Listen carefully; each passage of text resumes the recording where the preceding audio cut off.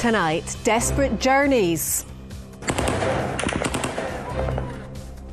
Russia's war on Ukraine means hundreds of thousands of people are seeking refuge across Western Europe. It was around 5 o'clock when we heard the sounds of explosion, and it felt like it happening in the backyard. Russia's continued shelling is blocking people's escape routes. Also making the headlines, overcrowded and bad for our health. A family of 6 crammed into a 2-bedroom flat tells us the council needs to find them a new home. And the good cop turns bad. Martin Compston goes to the dark side in STV's new thriller. I'm Gordon Cree in Edinburgh. And I'm Kellyanne Woodland in Glasgow. This is the STV News at 6.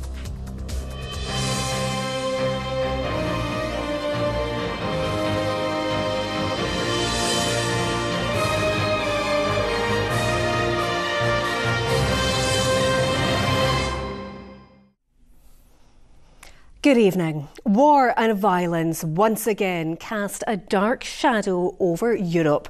Chilling words from the Netherlands Prime Minister Mark Rutte as he met with Boris Johnson and Canada's PM Justin Trudeau.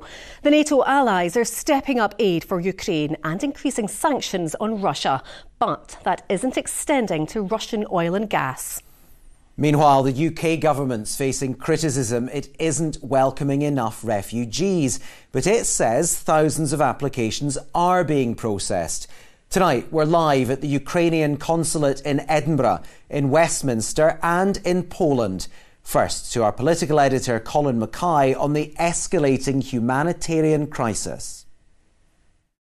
Fears are growing that Russian forces are preparing for an all-out assault on Kyiv this week. More than 1.5 million people have fled Ukraine, many of them leaving the capital. Last week, Xenia told us of her fears for her niece who was studying in Kyiv. Her family were trying to get her out, but the railway station had been bombed. Today, she told me her niece was safe in Hungary. It was the hardest 2 days in my life, and I'm just going grey waiting for the updates. And it was sheer luck that my old uni friend, whom I haven't spoken to in about 15 years, she just messaged me on Facebook out of nowhere saying that they're setting off tomorrow at this time and they could take her, because I've been very vocal about my niece being stuck in Kiev all by herself. And this is just, I'll spend the rest of my life being grateful to this friend of mine for taking her out. What about the rest of your family who are still in Ukraine? It's awful. It's horrible. I keep calling, hoping that they're like, yes, we've done it, we're free. It's getting worse every day. Now she wants to get the rest of her family out of Ukraine, but that's getting more difficult. Russia claims there are ceasefires around humanitarian corridors leading to Russia and Belarus, but Ukrainians don't trust them after a family fleeing was killed by Russian mortar fire. Humanitarian corridors must work today to save people, women, children, the elderly, to give food and medicine to those who remain. It's a long, long way from the safety of Scotland, but here support has been flooding in. More than £10 million to the Disasters Emergency Committee, £100 million across the UK, and volunteers at the Ukrainian Club have been overwhelmed by the generosity of people offering to open their homes to refugees. The whole of the Scottish community have pulled together, both on the ground here in the community centre, but offering their lives to support anybody that they can. We're getting heartfelt emails all the time saying, please help us to get over here, please let us get into the UK, please do not let us die. While practical donations are really great and generous, cash is by far the most effective and quickest way to get donations to people on the ground right now. As the conflict in Ukraine escalates, the need for support and international aid will increase as more families flee for their lives. This is the Ukrainian consulate in Edinburgh. Now, someone has renamed Windsor Street after the Ukrainian president. It seems kind of more appropriate in Edinburgh because it's twinned with Kiev, but it's little things like that. Things like the blue and yellow traffic cone on the statue in Glasgow. Speaking to Ukrainians in Scotland today, they say that lifts their spirits a little bit, particularly when they see, like the rest of us do, the horrendous pictures from their home country every night on the television. But the other thing that's lifted their spirits is the overwhelming generosity, not just of the people of Scotland, but of people around the world. Now, the Ukrainian club is not very far from here. They're sending 250 baby boxes, lots and lots of sleeping bags by van to the border, the Polish-Ukrainian border from Glasgow tomorrow, and they're hoping that helps. But the DEC say they want donations of cash, not donations in kind, because if they get stuff, it could end up stuck in a warehouse or in a lorry at Dover. But if they get cash, then they can get exactly what they need and get it where they need it. OK, those efforts will continue for now. Colin, thank you.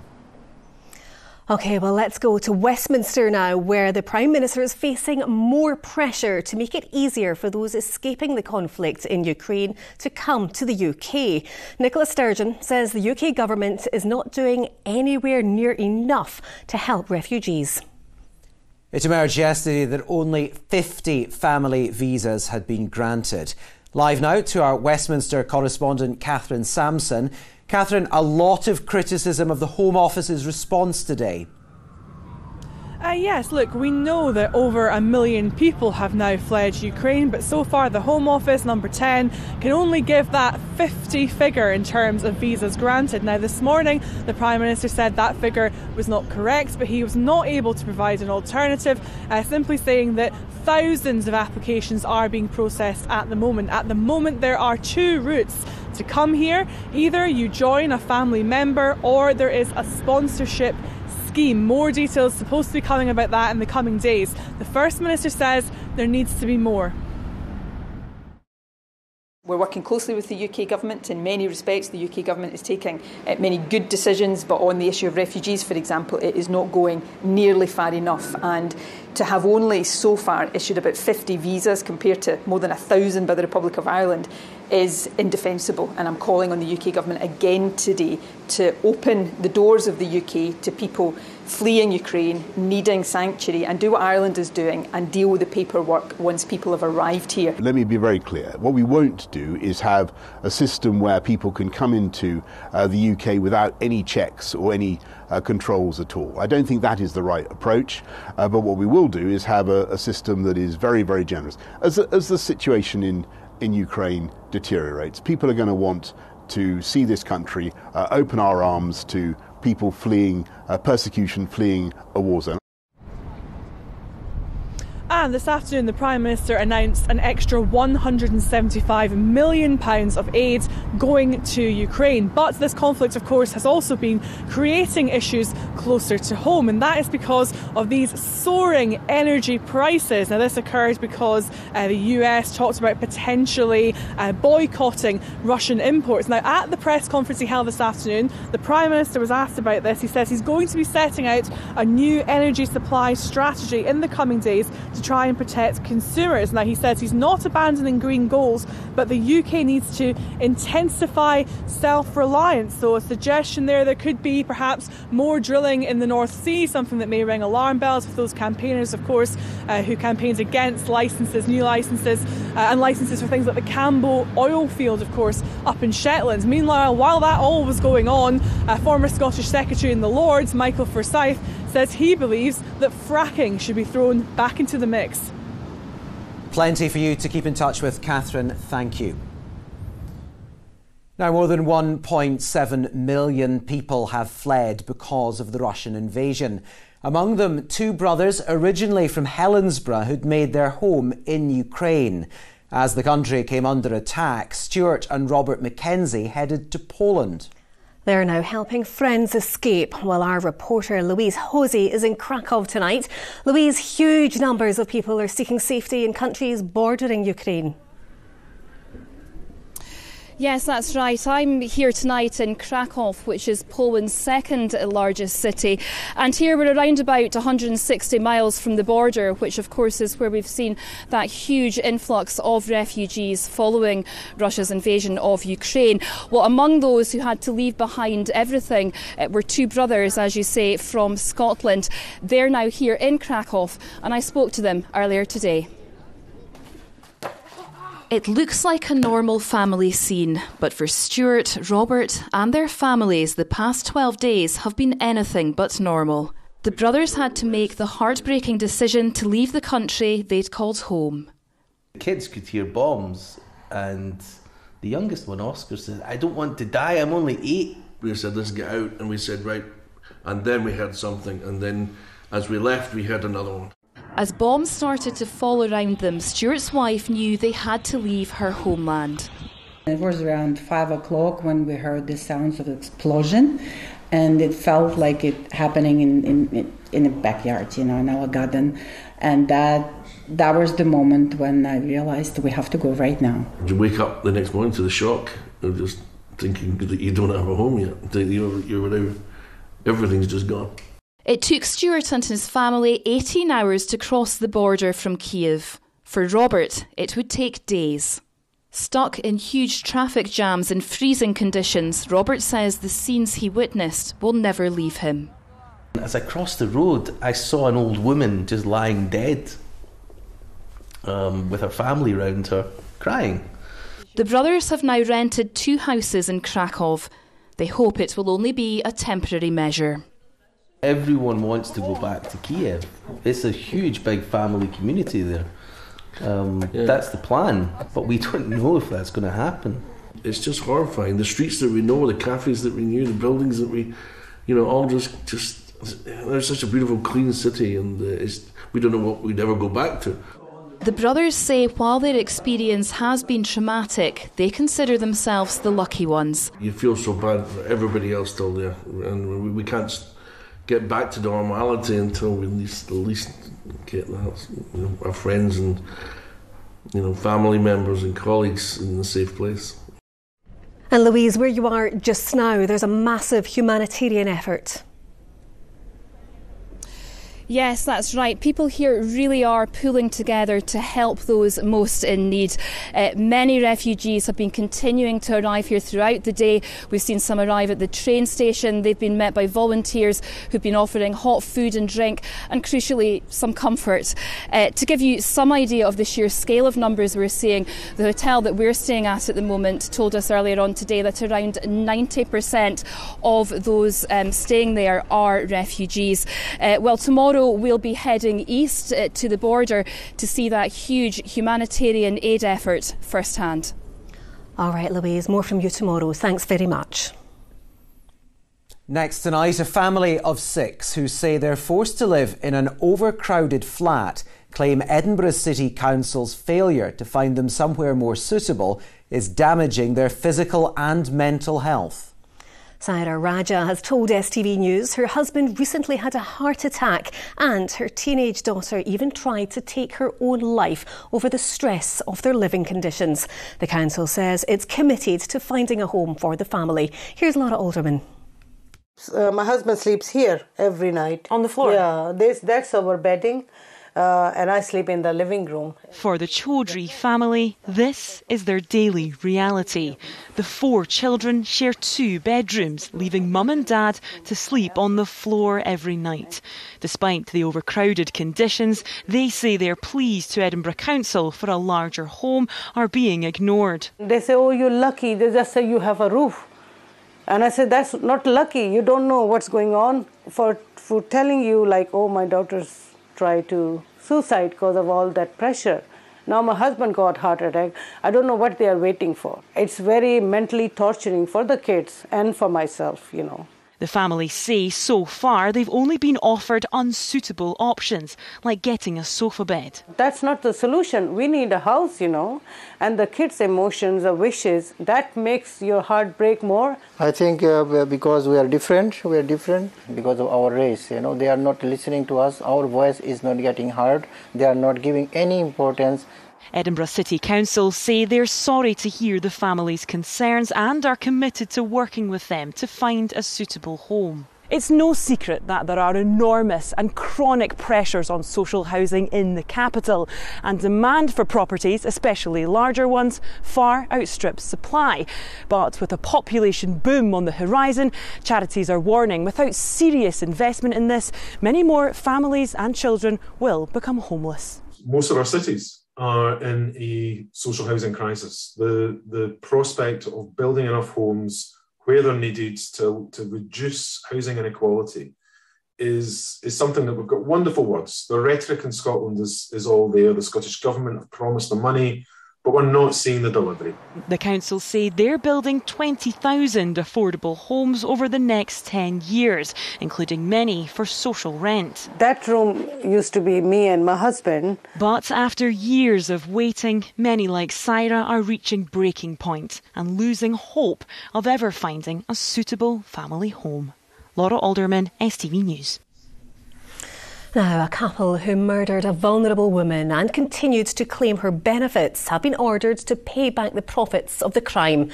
Edward Kearney and Avril Jones were found guilty of murdering Margaret Fleming 16 years after she disappeared from their Inverkip home. The pair received state benefits totalling more than £200,000. There's a new schedule on STV tonight with Emmerdale at 7:30 and Coronation Street at 8. And before that, the ITV Evening News expands to an hour. Its presenter is Mary Nightingale, and she told me what we can expect. Well, hi, Gordon. It's lovely to be on your programme. Thanks for having me. I think it's a really big moment for ITV News because it's a demonstration of their seriousness about news. They've invested an awful lot of money in bolstering the teams out in the nations and regions, and they are giving us more time. So I think from our point of view as news people, but more importantly, obviously from the viewers' point of view, I think that's all good. And STV viewers will want to know, will they see more coverage from Scotland on the programme? So our view is we want to do more of the things that people enjoy watching. So we will be doing more reporting from the nations and regions. We're going to be doing more investigations, more special original journalism, and using very much the resources that we have in the regions. And I know we've bolstered our team in Scotland, Peter Smith and Louise Scott, who I think used to be STV, didn't they? And they are now very much part of our team. And it's wonderful to have that extra firepower that's spread evenly throughout the nation. It's great. OK, Mary, you'll be here with the ITV Evening News at 6:30, but thanks for joining us on the STV News. Thank you, Gordon. Nice talking to you. Yes, do stay tuned for that. Now, Port Glasgow's rich and centuries-long history with shipbuilding has been commemorated in a striking new sculpture. The Shipbuilders of Port Glasgow has been installed at the town's Coronation Park, while Vanessa Taff has more. Standing tall at the gateway to the shipyards, the Port Glasgow Shipbuilders are an impressive installation showcasing the area's famous industrial past. It's a dynamic sculpture that they are leaning forward, they're pitching their weight forward. It really caused a lot of structural engineering problems. You know, really a very technical sculpture to do. I want to make something that sort of reflected all those people who put their energy into making this area world famous, Clyde built. These 10-metre-tall figures have a combined weight of 14 tonnes and are thought to be the largest sculptures of shipbuilders in the UK. Now, despite being delayed, relocated and over budget, they're proving to be a favourite with the locals and those who have travelled to come and see them. We travelled up from Kilmarnock just to have a look at them in situ. I'd seen them on the internet and in the newspapers, but it's great to see them. Much better than I ever thought they were going to be. They're good for the area, yeah. First the size was a wee bit overwhelming, and then as the days have gone on and you look at them you think they're really good. Seeing the boats come in, you see everybody stopping, taking after pictures of all that, aye. Absolutely. It's bringing a lot of attraction in, you know what I mean? People come over to see it. Dubbed the Kelpies of the West, it's hoped these shipbuilders will bring similar economic benefits like the past they represent. We've not got very many monuments and sculptures like this in the area. In fact, we've not got very many in the west of Scotland. So I think it's attracting so much attention for folk that's driving past, and hopefully the folk will stop, come out, see the sculptures, and, as I say, example what we've got in Inverclyde to offer. Lights and other final touches will be added over the coming weeks, allowing locals and visitors to reflect on the history of the town. Vanessa Taff, STV News, Port Glasgow. All right, it's been a lovely bright day here in the west. Here's Philip with the weather. A light drizzle is coming in from the west.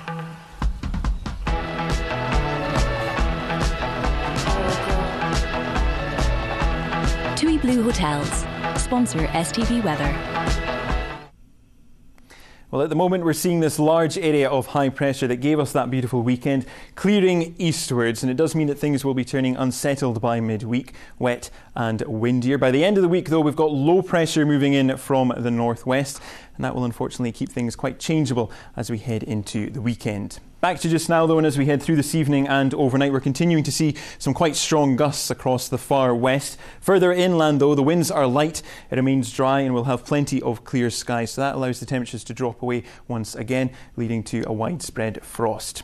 Not as cold as last night, though. Temperatures getting down to -2 or -3 in some rural spots where we've got that breeze, though, dropping to lows of around 3 or 4. So another cold start to the day tomorrow.